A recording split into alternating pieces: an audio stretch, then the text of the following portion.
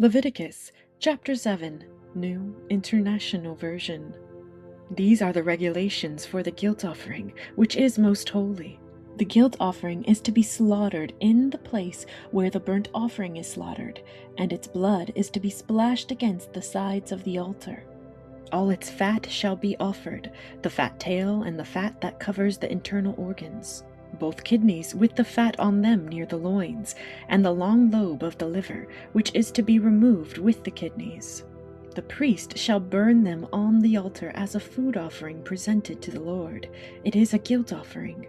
Any male in a priest's family may eat it, but it must be eaten in the sanctuary area. It is most holy. The same law applies to both the sin offering and the guilt offering. They belong to the priest who makes atonement with them. The priest who offers a burnt offering for anyone may keep its hide for himself. Every grain offering baked in an oven or cooked in a pan or on a griddle belongs to the priest who offers it. And every grain offering, whether mixed with olive oil or dry, belongs equally to all the sons of Aaron.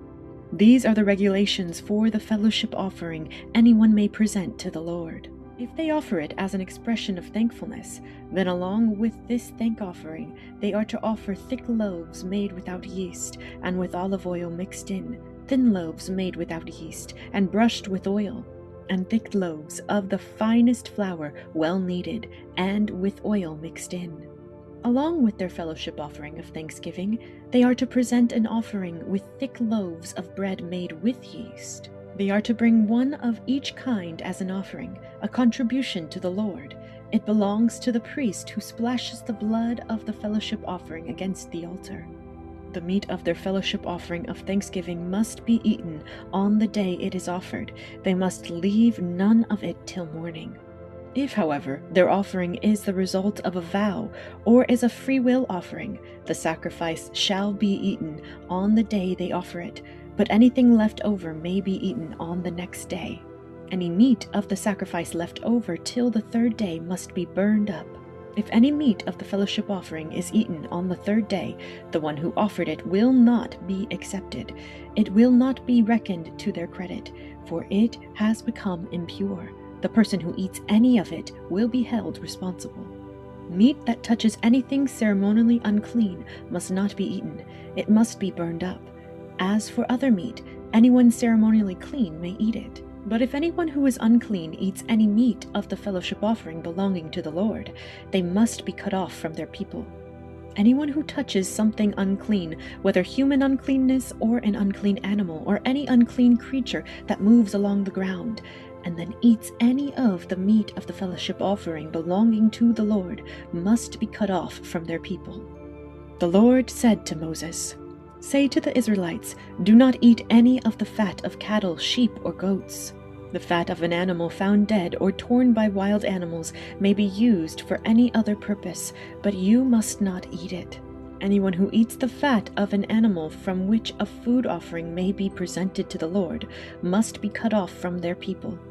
And wherever you live, you must not eat the blood of any bird or animal. Anyone who eats blood must be cut off from their people."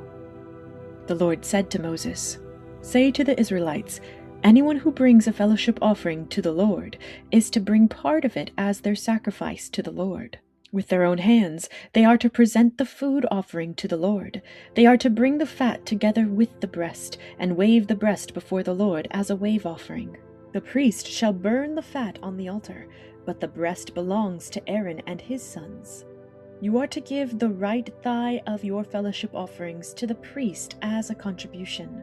The son of Aaron who offers the blood and the fat of the fellowship offering shall have the right thigh as his share. From the fellowship offerings of the Israelites, I have taken the breast that is waved and the thigh that is presented, and have given them to Aaron the priest and his sons as their perpetual share from the Israelites. This is the portion of the food offerings presented to the Lord that were allotted to Aaron and his sons on the day they were presented to serve the Lord as priests. On the day they were anointed, the Lord commanded that the Israelites give this to them as their perpetual share for the generations to come. These, then, are the regulations for the burnt offering, the grain offering, the sin offering, the guilt offering, the ordination offering, and the fellowship offering, which the Lord gave Moses at Mount Sinai in the desert of Sinai on the day he commanded the Israelites to bring their offerings to the Lord.